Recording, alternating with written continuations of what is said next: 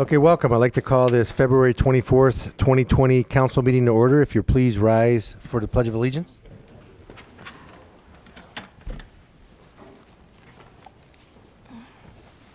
Pledge allegiance to the flag of the United States of America and to the republic for which it stands, one nation, under God, indivisible, with liberty and justice for all.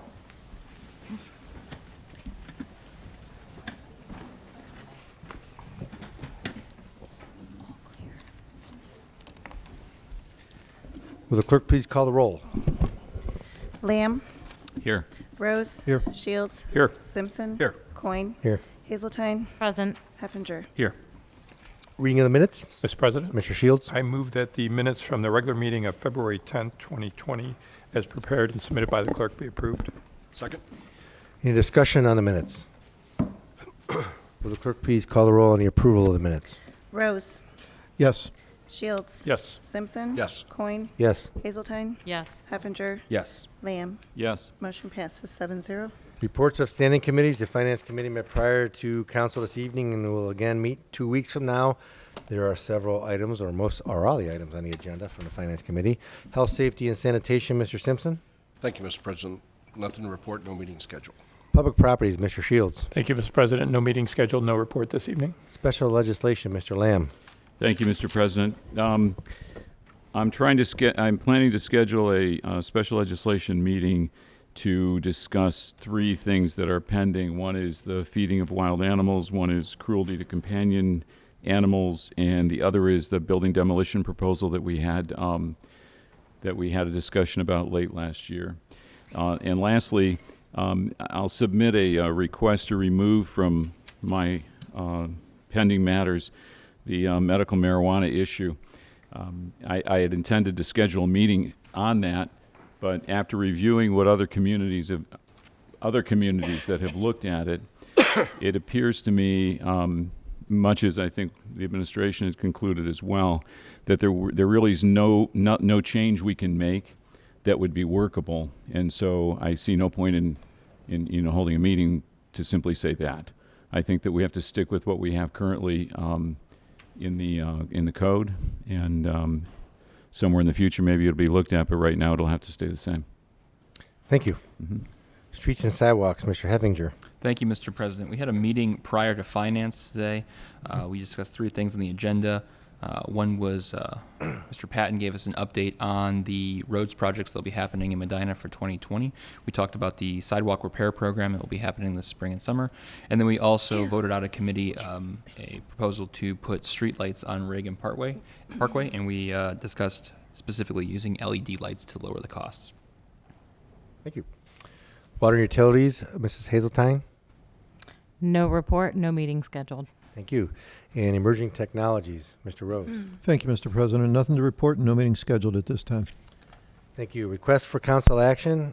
We have several for the Finance Committee. We have 2040, 2020 SPCA contribution request, 2041, amend codified ordinance 94306I cemetery, 2042, purchase of a 2020 Ford F-250 truck for the parks, 2043, recommendation to rezone 1088 South Court from R3 to a CS. Thank you. A little music. That's a music break. 2044, budget amendment, municipal court. 2045, grant application request, drop-off recycling project. And 2046, grant application request for assistance to firefighter grant AFG. Reports of municipal officers. Mayor Hamwell. Thank you, Mr. President. The parking deck construction has ceased for the winter, remains non-existent at this time. The Medina Bicentennial books are in and on sale. They are $10 for soft cover books and $20 for hardcover. At Miss Molly's and the Medina County Convention and Visitors Bureau, they have both the hard and soft covers. And here at City Hall, Barbara Deser in Economic Development and the Firehouse Museum, both of those locations during the hours that they're open, have the soft cover books only.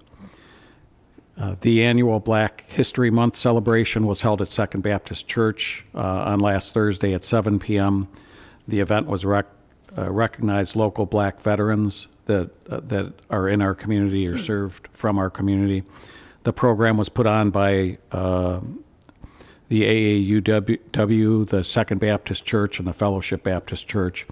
And I'd like to thank Councilman at Large Paul Rose and Ward 4 Councilman Jim Shields attended along with me, and students from Claggett Middle School sang 2 songs as well, which was well received. On Saturday, February 22nd, there was a celebration of life at Wade Elementary School for our loss of Ralph E. Waite, long-term member in the community and very involved. Council members Shields and Simpson were there in attendance, along with Finance Director Keith Durham. And I just wanted to send a thanks to the police departments, both Montville and the City of Medina, the fire department, and the life support team who assisted with a procession from the funeral home down to the school, and then from the school after the celebration of life to the cemetery. We appreciate their efforts with that. The 26th annual Ice Festival was February 14th through 21st by Elegant Ice Creations, and although I was out of town, I understand it went very well, was very well attended, and the businesses all did very well as a result of it. It was the most carvings they had ever done in the 26 years here in Medina, which shows the interest with the businesses and the sponsorships. And then just 2 additional things. Friday, March 6th, from 5 p.m. to 8:30 p.m., Main Street Medina will present the first Friday event on the square. And on Thursday, March 12th, from 4 p.m. to 8:30 p.m., Main Street Medina will present Ladies' Night Out on the square at the local businesses. Thank you. Thank you, Mr. Durham, Director of Finance. Thank you, Mr. President. First of all, happy to be back. Sorry I missed the last meeting. I had the flu. I would much rather have been here, but none of you would have been happy to have me here. Second, I want to remind all residents that the City of Medina does have an income tax, and income tax returns are mandatory, must be filed by April 15th. We will have 2 opportunities coming up here where we have representatives from RETA. RETA is the Regional Income Tax Agency. They collect the tax for us. They will be in town at the Rec Center on Saturday, March 14th and Saturday, April 4th. Both those days from 9 a.m. till 5 p.m. They'll be available to help with the forms. So if you want to come in and get help with that, we'll be available. Thank you. Thank you, Mr. Huber, Law Director. Thank you, Mr. President. I have no report. Thank you, Lieutenant Brooke Beckler, Police Department. Thank you, Mr. President. I have no report. Thank you, Mrs. Marshall, Economic Development Director. Thank you, Mr. President. Just a couple items to note. Our City of Medina marketing newsletter is been redesigned, and we now have 1,601 people receiving the newsletter, and that goes out weekly on Friday morning. And if there's anyone that is interested in receiving the newsletter, we just need their email address, and we'll add them into the system so they can receive that.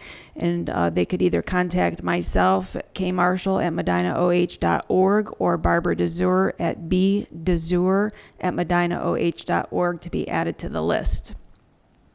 Also, just wanted to note, I think council is aware that we have the display case that's just behind you. Last year we focused on highlighting Made in Medina County, our manufacturing companies.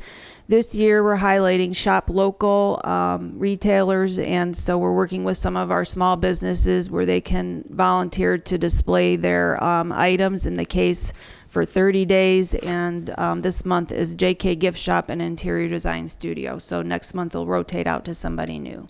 So we ask everybody to support our local businesses and shop local. Thank you. Thank you, Mr. Mendel, Planning and Community Development Director. Thank you, Mr. President. I have no report this evening. Thank you, Chief Painter, Fire Chief. Thank you, Mr. President. I have no report. Thank you, Mr. Worley, Parks and Recreation Director. Thank you, Mr. President. Just 2 things to report. The Parks Department's in the middle of a project at Huffman Cunningham Park, replacing the perimeter fencing around the park. So we have closed the gates to that park to all vehicles from today, February 24th, through Monday, March 2nd. So we appreciate the patience throughout that project. With the seasonably warmer temperatures, we're seeing a lot more activity in the parks than we have past years. Secondly, we do have a several seasonal positions advertised on the city website under the Civil Service Department page. Applications can also be picked up or dropped off either at the Civil Service Office here at City Hall or at the Parks Department office at 785 East Washington Street, otherwise known as the Spring Grove Cemetery, anytime Monday through Friday from 7 a.m. to 3:30 p.m. Thank you. Thank you. Mr. Gladys, building official. Thank you, Mr. President. I have no report. Thank you, Mr. Patton, city engineer. Thank you, Mr. President. At the last meeting, we announced that the South Broadway reconstruction project had been awarded. We did speak with our contractor. They do plan on starting within the next 3 weeks. I wanted to let the residents know that we will be conducting a public open house where they can come in and see the plans and ask any questions. We'll notify all residents of the date of that open house by mail. Thank you. Thank you, Mr. Piccoli, service director. Thank you, Mr. President. I have no report either this evening. Thanks. Sergeant Zaremba, are you down there for any kind of report? Thank you, Mr. President. No report. All right, thank you. Unfinished business, we have none. Introduction of visitors. Members of the public will be permitted the opportunity to speak on any issue or concern which pertains to the city in a portion of the council agenda devoted to introduction of visitors. All comments shall be directed to the chair, and a reasonable time limit of approximately 5 minutes will be imposed. If there's a group, please appoint a spokesperson. Speakers should approach the front right microphone and state their name and address so it can be entered in the minutes. Members of the public will be afforded the opportunity to comment on other portions of the meeting as determined by the chair or by a vote of the majority of council members present. Is there anybody that wishes to address council at this time? Mr. Mansberry?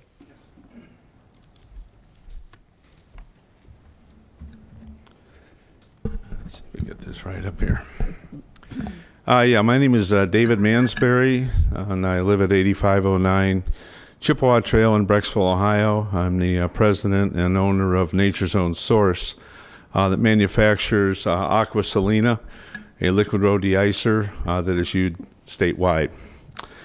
Last council meeting, and it was reported in the newspapers that there were questions regarding the product itself, radioactivity in the product, and its use and dangers or safety to the public.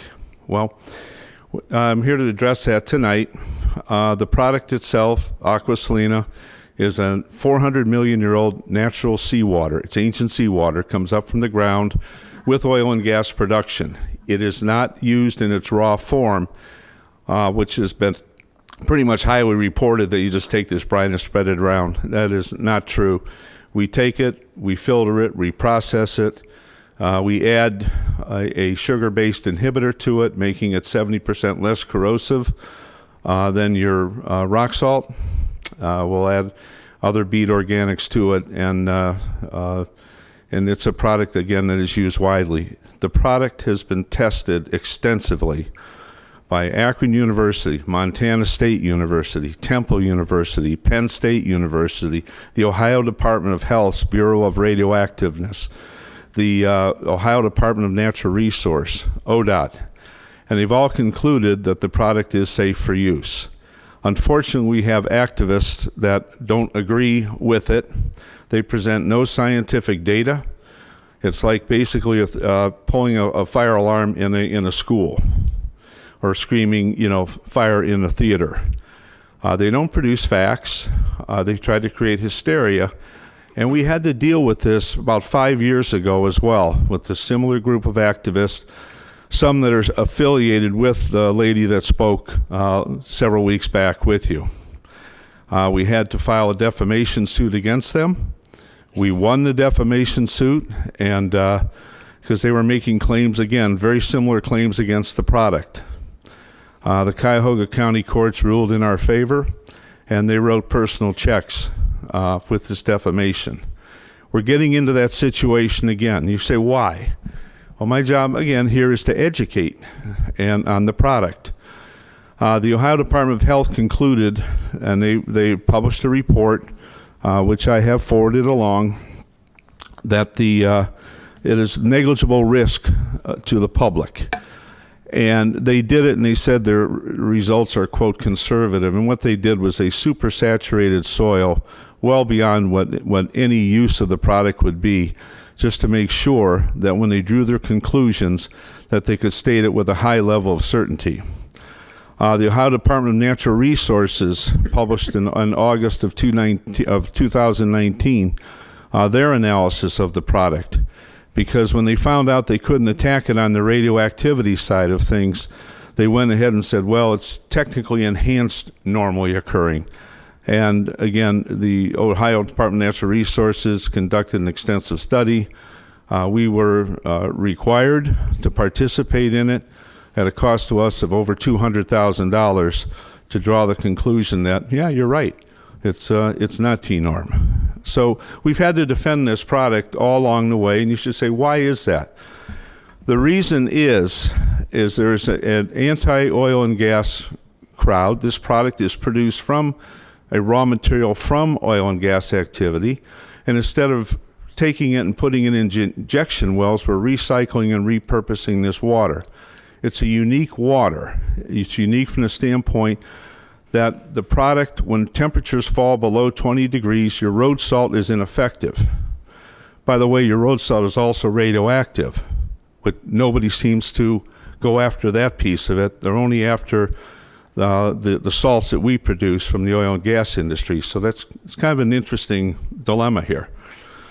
The product itself, again, has been tested thoroughly. We're fighting off these little brush fires that are popping up. ODOT uses the product, the Turnpike, many cities and counties throughout the state. We work with these different bureaus and different administrative agencies because we're concerned about the safety of the traveling public as well as the people and the workers that are using this product. Our workers, we're around it. I'm in the plant.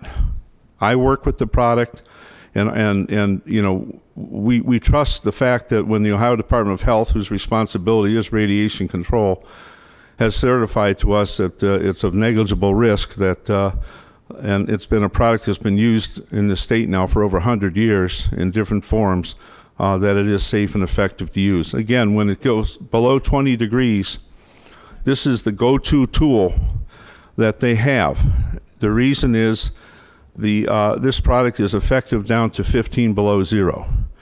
So the product saves lives by making the roads travelable. If you say, well, we don't want salt on the roads, you still have a duty to provide a safe road surface for your residents and your traveling public.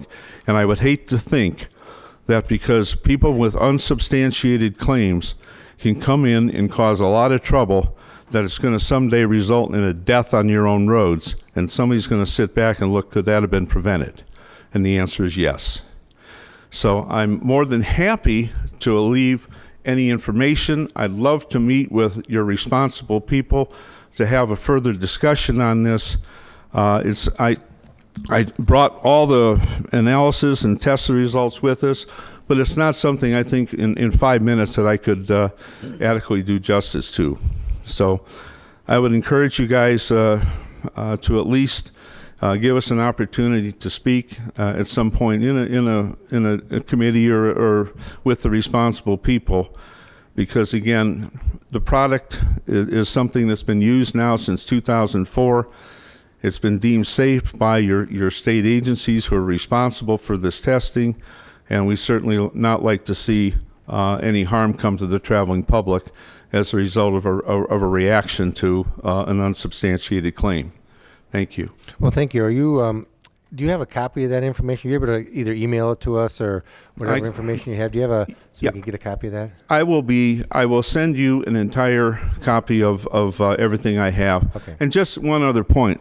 You know, they mentioned radioactivity. Well, just about everything is radioactive, whether it be your granite tops in your homes, and we cite bananas, lima beans, Brazil nuts. Brazil nuts, when they cited their report with a gentleman from Duquesne University, he was, well, it's at 1,100 picocuries. Well, Brazil nuts are 6,600. I believe they're probably still on your shelves in your stores. And there is no pathway into the body from aqua salina. Aqua salina is a product that is not ingested. It is not water that you drink. It is not food that you eat. The foods that you eat may have a different nucleide with it, But if they're going to say, well, one is 1,500, yours is 1,500, well, what about the carrots that are 3,000? I'd be happy to also, I will include that with you, all the food groups that we eat every day that are radioactive. And they range from lima beans to white potatoes to even the salt you use on your table.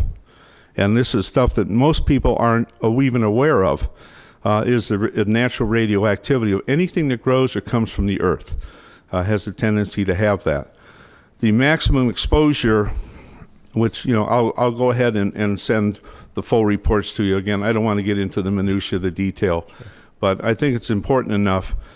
I have to address these fires that pop up because they're starting to try to get to the employees and say, oh, is this safe to handle? And that's really not fair to scare these drivers and workers when there is nothing that should be of that magnitude.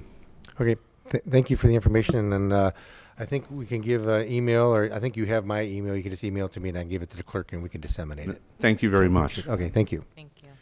Is there anybody else that wishes to address council at this time? Yes, I do. Yes, Kathy. Kathy Jones from Sharon Township. Kathy, can you pull the mic down a little? Yeah, sorry, and I got a cold here, so I'll try not to cough. So first of all, it's not the same as the vegetables, but even negligible radiation is not safe for us, okay? This is not fracking waste, it's radioactive oil and gas production waste, which is what Aqua Salina is, okay? So I got some new information from Dr. Stoles. He wanted to come tonight to address you and address the issues that Mr. Mansberry is bringing up, but he wasn't able to due to a commitment he had earlier.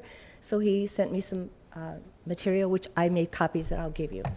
A few of the things I'll mention, and he's got the MSDS sheets too for Aqua Salina. The main ingredient is oil and gas brine, not ancient seawater.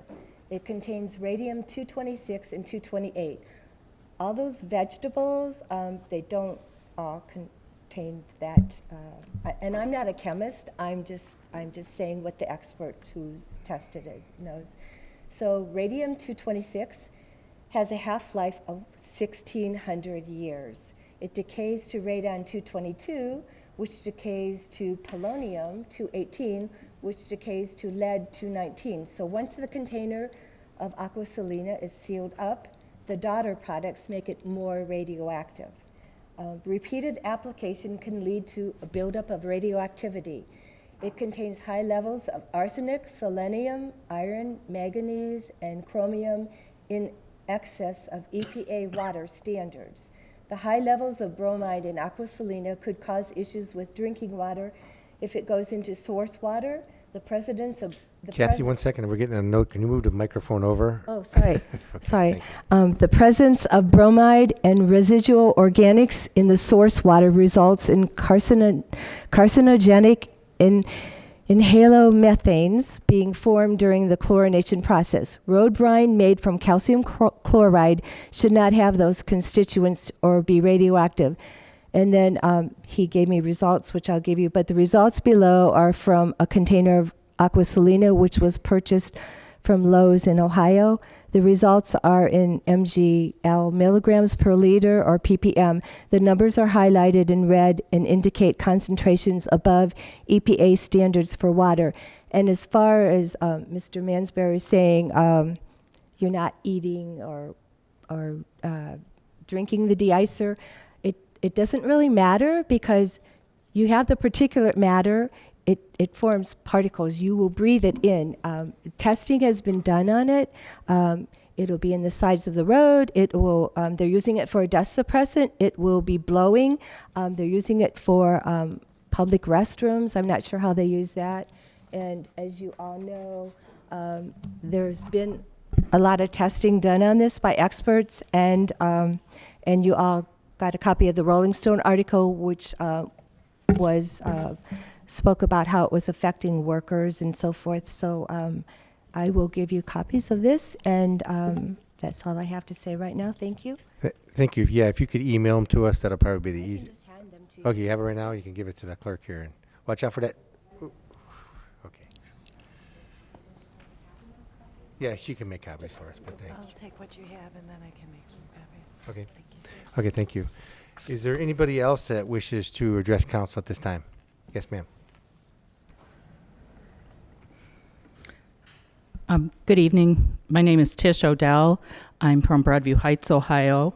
And all I would like to say is for you to think about the activists that Mr. Mansberry mentions have no personal gain to be had in warning communities about this.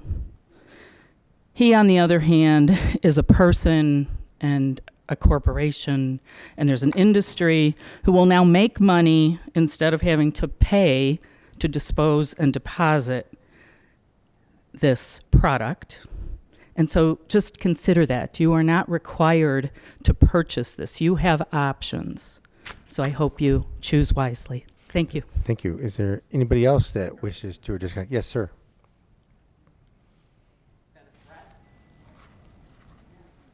Hey, we don't do that here. If we want to do that here, we can get the police involved. And well, if you're an adult, right? So you can, if you want the police to get involved, we can do that. But I don't think you do. Okay, yes, sir. Go ahead. I'm Bill Toombs.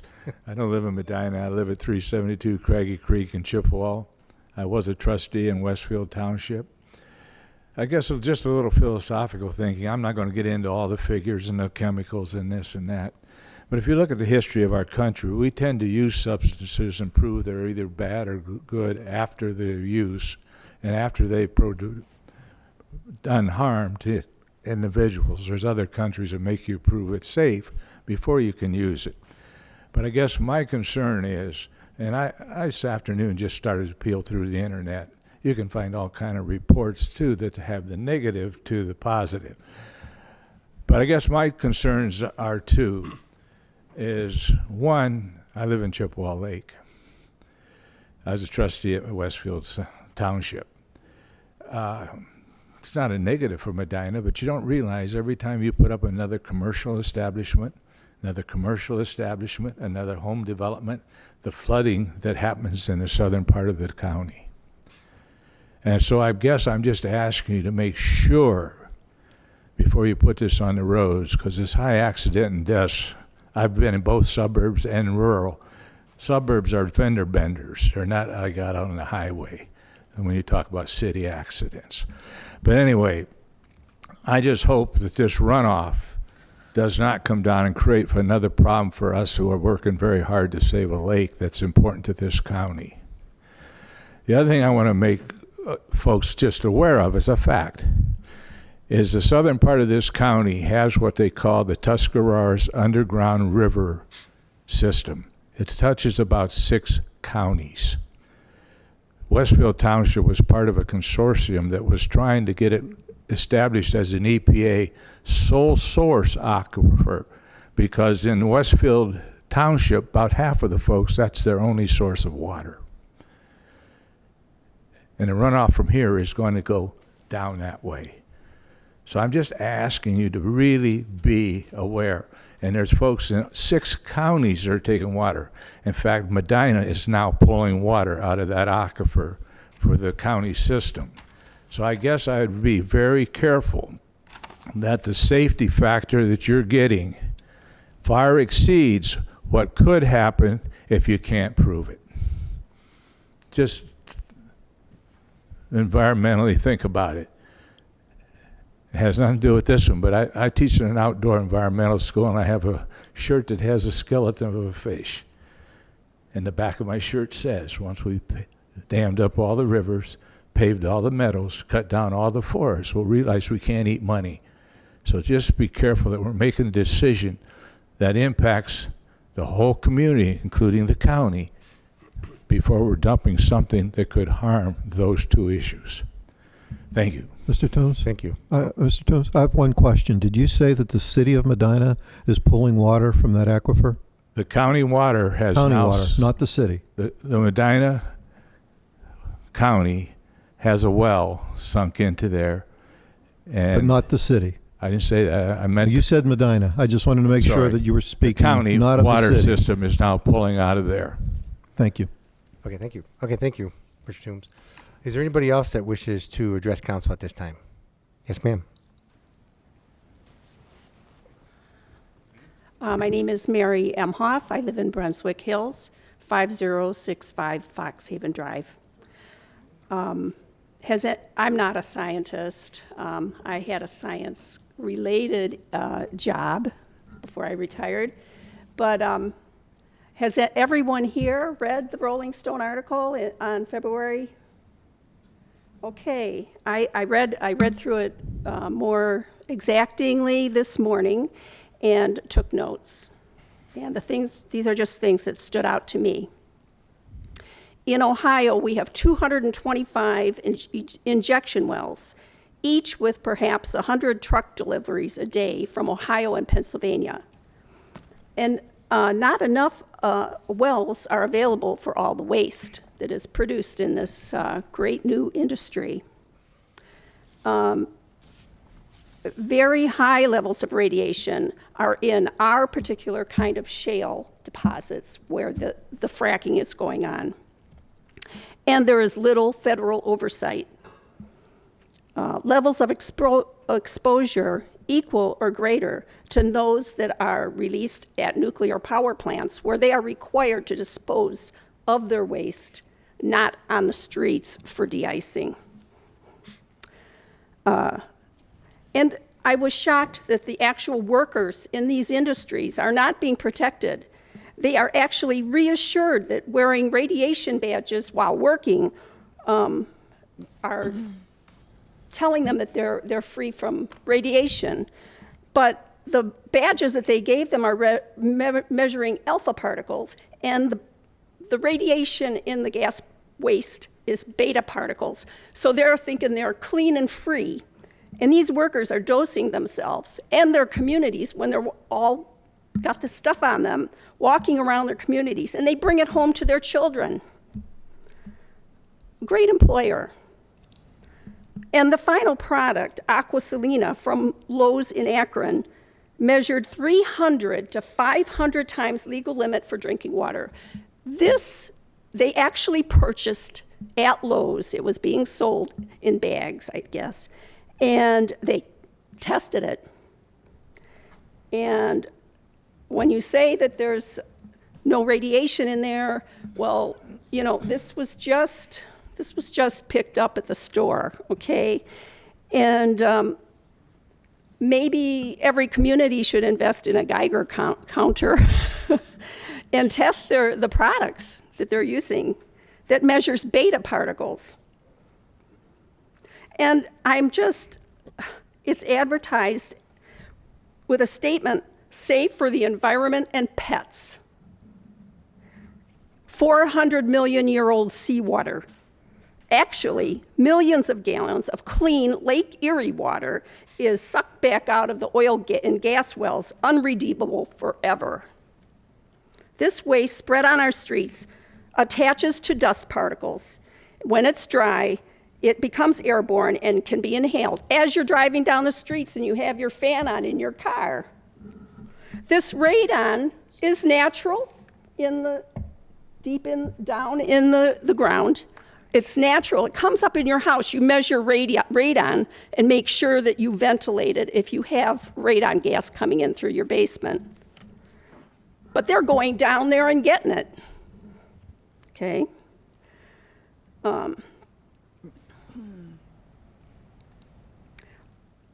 Gas and oil waste, I also learned, contains lead, which leads to kidney and brain damage. Barium, uranium, arsenic, cadmium, benzene, all carcinogens. And who knows what else, because they have proprietary chemicals that they put down into the earth and take back out. And even if you could remove all this from your product, my question is, what do you do with your waste? What do you do with it? If it was perfectly clean now and safe, you've got something somewhere. So I just think we have other options. You know, we don't have to purchase this product. And I know it's your business and you would like us to purchase it, but it's our choice. And I think if you ask most of the people here, they would say, please, just, use calcium chloride. Okay? Thank you. Thank you. Thank you for your information. Is there something different? You got anything different to add? Okay, well, we know your position. I mean, if you want to speak, if you got anything new, you can add it, but do you have anything new? I just have my well water that I worry about. Oh, okay, we understand. I mean, we understand both sides. That's why we wanted to give you the opportunity to give us both sides. But that your well water is a concern. I think that, that's a legitimate thing. I live on the south end of Medina, and I get my water from a well. I live right on a state route, so I don't want anything that's going to contaminate my water being put on the road. Understood. Understand. Is there anybody else that wishes to address council? Okay. Introduction and considerations of resolutions, ordinances and resolutions. We have ordinance 3320. We have an ordinance of the Council of the City of Medina, Ohio, certifying that when a municipal obligation was incurred, sums were lawfully appropriated into funds to satisfy the obligation, and sufficient sums currently exist to satisfy this obligation. Move to approve. Second. Discussion. Mr. President, Mr. Shields. the emergency clause is requested. I move to add it this time. My second includes emergency clause. Discussion on the emergency clause and the ordinance. Mr. Durham. Thank you, Mr. President. This is our liability insurance carrier. We have this every year because it's Okay. Any further discussion on an emergency clause is requested because it's retroactive, I believe. So, any further discussion on the emergency clause and or the ordinance? Will the clerk please call the roll on the adoption of the emergency clause? Simpson. Yes. Coin. Yes. Hazeltine. Yes. Heffinger. Yes. Lamb. Yes. Rose. Yes. Shields. Yes. Motion passes 7-0. Will the clerk please call the roll on the adoption of the ordinance? Shields. Yes. Simpson. Yes. Coin. Yes. Hazeltine. Yes. Heffinger. Yes. Lamb. Yes. Rose. Yes. Ordinance 33-20 passes 7-0. Ordinance 34-20, ordinance of the Council of the City of Medina, Ohio, certifying that when a municipal obligation was incurred, sums were lawfully appropriated for the funds to satisfy the obligation, and sufficient sums currently exist to satisfy this obligation. Move to approve. Second. Discussion. Mr. President, Mr. Shields. the emergency clause has been requested. I move to add it this time. My second includes emergency clause. Discussion on the emergency clause and the ordinance. Mr. Durham. Thank you, Mr. President. This was a purchase made by the Service Department in 2019. They had a purchase order, but at the end of the year, due to a miscommunication, the purchase order was closed. And then when we got the invoice, we no longer have the purchase order. So we've already made the purchase. We need to pay the vendor. Any further discussion on the emergency clause and or the ordinance? Will the clerk please call the roll on the adoption of the emergency clause? Hazeltine. Yes. Heffinger. Yes. Lamb. Yes. Rose. Yes. Shields. Yes. Simpson. Yes. Coin. Yes. Motion passes 7-0. Will the clerk please call the roll on the adoption of the ordinance? Coin. Yes. Hazeltine. Yes. Heffinger. Yes. Lamb. Yes. Rose. Yes. Shields. Yes. Simpson. Yes. Ordinance 34-20 passes 7-0. Ordinance 35-20, ordinance authorizing the payment to Software Solutions, Inc., SSI, for annual support services for the city's eGov professional accounting system. Move to approve. Second. Discussion. Mr. Durham. Thank you, Mr. President. This handles our accounting. It also handles utility billing. And then we have a couple other departments here that have access to it. And as you know, because you approved it, we're going to be upgrading the system, but not yet. Any further discussion on the ordinance?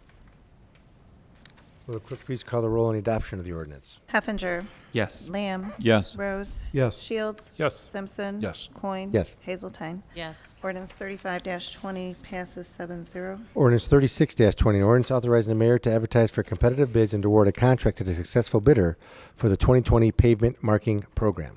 Move to approve. Second. Discussion. Mr. Patton. Thank you, Mr. President. Yes, this is our second annual project to remark the city streets using outside contractors. Thank you. Any further discussion or comment? Will the clerk please call the roll on the adoption of the ordinance? Lamb. Yes. Rose. Yes. Shields. Yes. Simpson. Yes. Coin. Yes. Hazeltine. Yes. Heffinger. Yes. Ordinance 36-20 passes 7-0.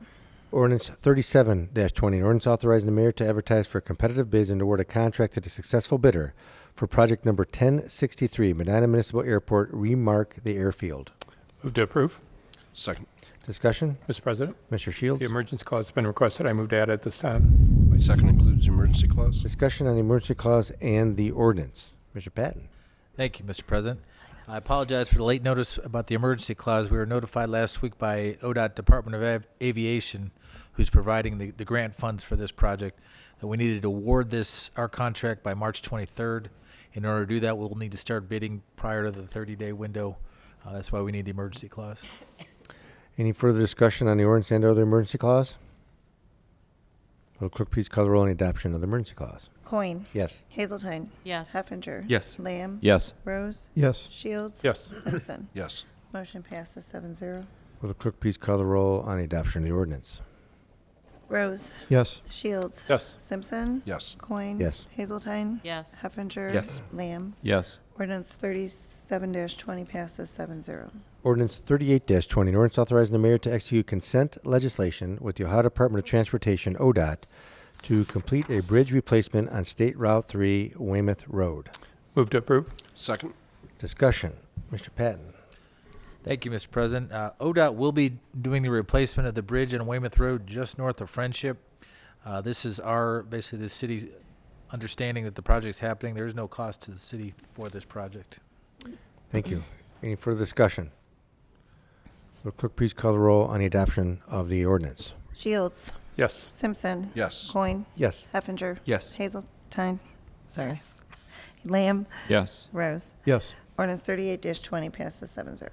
Ordinance 39-20, an ordinance authorizing the purchase of 29 Dell computers, 10 laptop computers, and licenses from M&J Technologies for various departments at the City of Medina.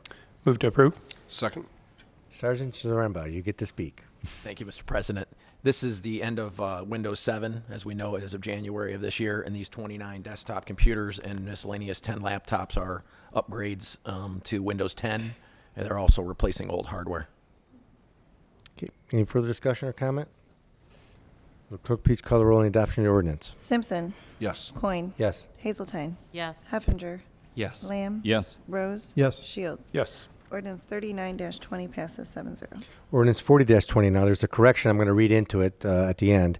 An ordinance authorizing the purchase of a set of 6 mobile column lifts from the Vehicle Maintenance Department from Mohawk Resources LTD, not Tri-County Tool and Supply. Move to approve. Second with the change. Discussion. Mr. Picoli.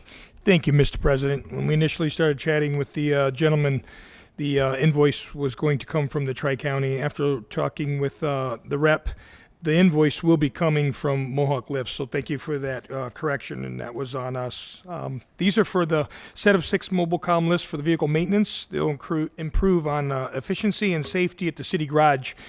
Being mobile, they could be used anywhere in the city garage, vehicle maintenance department, or in the open areas, or even outside on flattened concrete, as long as there's ceiling space. We appreciate the consideration. Thank you. Thank you. Any further discussion or comment on the ordinance? Will the clerk please call the roll on the adoption of the ordinance? Coin. Yes. Hazeltine. Yes. Heffinger. Yes. Lamb. Yes. Rose. Yes. Shields. Yes. Simpson. Yes. Ordinance 40-20 passes 7-0. Ordinance 41-20, an ordinance authorizing the mayor to enter into an agreement with Fair Demody Consulting Engineers for engineering design services and construction plans for the West Smith Road Railroad Bridge Repair Project. Move to approve. Mr. President, could you move to approve this subject to my approval? In reviewing this contract this afternoon, there are a couple of sections that I want to change prior to the mayor signing it.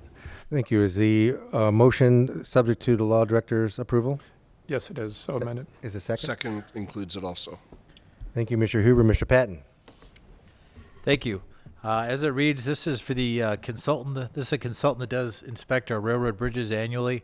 This is a project that would repair the West Smith Road Bridge. We hope to do that prior to the West Smith Road reconstruction project. Thank you. Thank you. Any further discussion or comment on the ordinance as modified with the approval of the law director? Will the clerk please call the roll on the adoption of the ordinance? Hazeltine. Yes. Heffinger. Yes. Lamb. Yes. Rose. Yes. Shields. Yes. Simpson. Yes. Coin. Yes. Ordinance 41-20 passes 7-0, subject to law director's final opinion. Ordinance 42-20, an ordinance ratifying the agreement between the City of Medina and the International Brotherhood of Teamsters, Local 436. Move to approve. Second. Discussion. Mayor Hamwell. Thank you, Mr. President. This is a 3-year agreement between the city and the Teamsters. with wages of 2.5% this year, retroactive to January 1st, 2.5 in 2021, and 2.75% in 2022. The persons participating in the wellness program for the city of Medina will pay 13% of the healthcare costs. That's up from 12%. And those not taking part in the wellness program for the city will go from 16% to 20%. We also built in a possibility of increasing from the 13% to 14% in either of the next 2 years, 2021 or 2022, if the increase in healthcare costs to the city increases by 1% or higher. And then last but not least, there was a change in the uniform.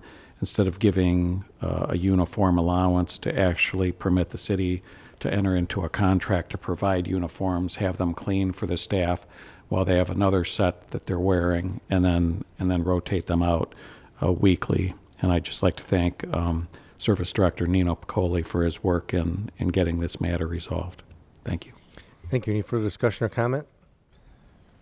Yeah, on behalf of council, I'd like to thank the administration and Mr. Piccoli for the efforts in negotiating the contract for the next 3 years. It's very helpful to keep it within our budget and to make sure that we are viable for the next 5 years. So we appreciate your assistance in that. Will the clerk please call the roll on the adoption of the ordinance? Heffinger. Yes. Lamb. Yes. Rose. Yes. Shields. Yes. Simpson. Yes. Coin. Yes. Hazeltine. Yes. Ordinance 42-20 passes 7-0. And finally, ordinance 43-20, ordinance amending ordinance number 187-19, passed November 25th, 2019, amendments to the 2020 budget. Move to approve. Second. Discussion, Mr. Durham. Thank you, Mr. President. As we discussed at the finance meeting earlier, this is for the court's portion of the city's portion of the construction manager at risk. Thank you. Any further discussion or comment? Will the clerk please call the roll on the adoption of the ordinance? Lamb. Yes. Rose. Yes. Shields. Yes. Simpson. Yes. Coin. Yes. Hazeltine. Yes. Heffinger. Yes. Ordinance 43-20 passes 7-0. Council comments, Mr. Simpson. Thank you, Mr. President. Just a few things. First, I'd like to expound on what Mayor Hamwell said with the Ice Festival. Had the opportunity to make it up there for a couple of days. I want to thank, again, Main Street and all their board members and volunteers for I believe this was the 26th annual. Bigger and better than the year before, and the weather played a great role, but it was really good seeing everybody out, and I'm sure the businesses prospered during that weekend. I'm sure the Parks Department's going to have a lot of repairs to do in the Uptown Park, minimal, but and all the city workers for keeping the city clean, and police and everybody for keeping the visitors safe for that weekend. Secondly, it's time for early voting for the primaries. Please do your civic duty and get out and vote. The only other thing I would like to mention is, again, Mayor Hamwell mentioned, we lost a 93-year-old gentleman that was a big part of not only my life, but so many people in the city of Medina, from the Boy Scouts to the foreign exchange students, to the boys went to Boys State, to the families that he dealt with at the funeral home. As mentioned at his funeral, he lost his mother when he was 8 years old, and a lot of people in the same position could have taken a step back, and his entire life from that point on was given back to his community. He served on the school board. He was a school bus driver. He just touched so many lives, and he's going to be missed. But it was a nice celebration of his life this past weekend. So, other than that, be kind to one another, and thank you, Mr. President. Thank you. Mrs. Hazeltine, anything? Of course. Okay. Two things. Number one, people have been asking me, how do you like council? How's council? How's it going? And I just want to say that there's two points here. Number one, I've told them my biggest challenge is that being new, and there's a lot of really experienced people on here. When you refer to things that happened, 10 years ago, I have to humble myself and ask and say, I don't know what you're talking about. And every single member of council has been so gracious in explaining things to me and keeping me up to date. So I want to thank all of you for that. The second thing is that all of the directors, I have had residents contact me within a day. I have the issue resolved. They've taken the time to make a phone call to the resident, get things right. So they not only get a contact point with me, but they also get a contact point with the whichever service director it involves. So thank you guys for that, because it really makes everything go much smoother, and I really am enjoying it that much more because of all of you guys. The second one is the plug. Next meeting is the last time that you will see this beautiful hair. St. Baldrick's Childhood Cancer Association, I'm raising money for them. I'm shaving all of my hair off. This is my 4th year. And you can contribute to the cause if you would like by visiting either St. Baldrick's, and you'll search Medina County Career Center. Our local Career Center cosmetology students are the ones that do the shaving. And like I said, this is my 4th year, so I'm trying to hit the same goal I did my first year, which was $4,000. And over the weekend, I received an anonymous donation of $1,000. So I am thankful to whoever that was. That was very generous. But I would ask that if you would like to support a charity this year, that you do support St. Baldrick's. As I said, it is for childhood cancer research. A lot of people don't realize that the American Cancer Society or other organizations that fund cancer research have a very small percentage of it is geared toward childhood cancer research. And this particular charity, St. Baldrick's, does give 73% of the funds that they raise directly towards research. So thank you. Thank you. Mr. President. Mr. Rose. I'd like to share, first of all, offer my condolences to the Waite family, but offer one personal item that I had with Ralph. Back in January of 1999, my neighbor passed away very suddenly, left a 9-year-old boy. My youngest was 9-year-old at the time, and of course they were acting like 9-year-olds. And so, not to disturb what the family was going through, Ralph took the 2 9-year-old boys upstairs and spent time with them with his train set that he had, just so that the families could mourn without the distraction of the kids. That's the type of character Ralph was, and that's what I remember with him. So take that with you. Thank you. Mr. Lamb? I have just a couple of things. One is during the Ice Festival, I went to the Engine House Museum and bought a bicentennial book, a hardbound book, I guess it was $20. And it is if you haven't seen the book, it is a beautiful snapshot of who we are right now, and 20, 30, 40, 50 years from now, it will be who we were, the way it was put together. And just to give you some insight into the detail that went into it, Roger Smalley, who has been a great public servant here for many years, a school teacher, a council person, runs the museum, served on boards and commissions. Roger told me that he looked at every single page in the book and to make sure everything was exactly right. And when I spoke with him, he was clearly upset because somehow he was able to find one thing in that book that I think it's got to be a couple hundred pages, one thing that he thought had not been put in exactly how he wanted it. And in the conversation I had with him when I was talking about the book, looking for a picture of myself, Roger was simply, well, you know me, right? Roger kept going back to the fact that he was convinced that there's one page in the book, and I said to him, you know, the people that put it together, and Roger in particular with his editing, spent so much time on it that if you have 200 pages that are great and one is maybe not, who would know for one thing, but you do that kind of work, don't worry about the one small thing that went wrong. But if you get a chance to buy the book, it really is one of those things that you can kind of buy and take a look at and then get it out later or pass it on down, because it is this kind of beautiful freeze frame of what we were, when we celebrated our birthday. And kind of in connection with the 200 years, the Congregational Church on the Square celebrated 200 years as well, and the same year, and they wrapped up their 200-year very active celebration of the church with a sermon and activities this past Sunday. And the sermon and the program was basically about faith.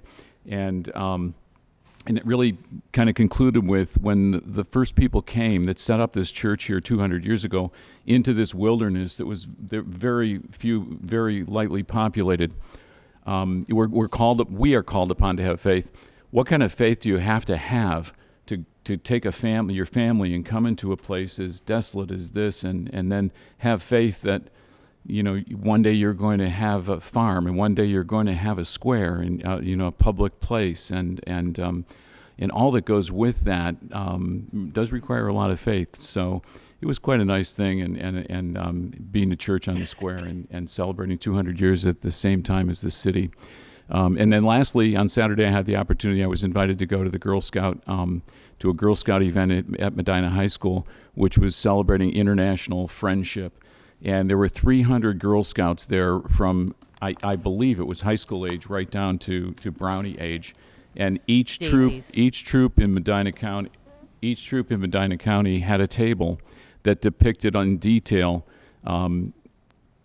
one country in the world. And many of these Girl Scouts they were dressed up in things that depicted the country, and they had the coins of the country and books of the country and pictures of the country and food of the country, and it was just quite a wonderful thing, because children are so much, children are our future, and they were so well organized, and it was such a fun event that I simply can't help talking about it. So that's all I have to say for now. Thank you. Thank you. Hearing nothing else, the meeting is adjourned.